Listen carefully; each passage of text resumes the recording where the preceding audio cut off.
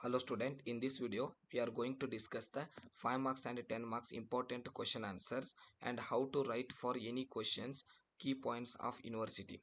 So first question, SEBI guidelines. If they ask for SEBI guidelines on any topic, you can use these points to write the answer. You will get the marks. First point, registering.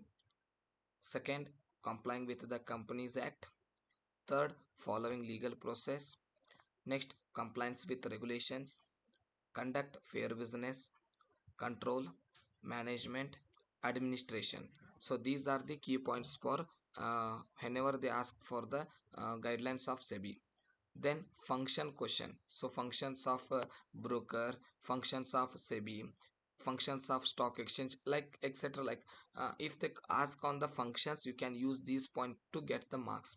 Conduct fair business, efficient adjustment, providing fluidity to protect the welfare of the holders, adherence to the code of conduct, maintaining control and balance, proper maintenance, providing various services, providing information and education, providing protection and security to the shareholders. So these are the functions.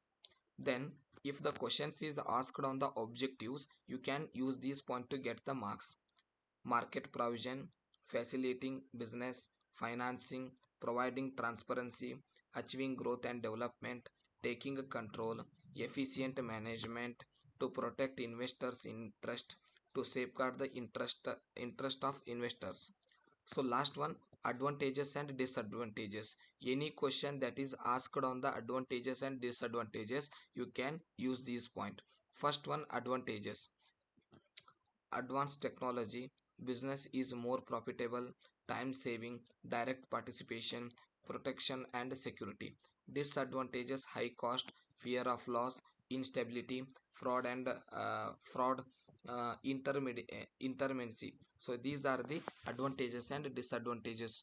So you can use these points. They are key answers of university. You will get the marks. Thank you. We will see in next video.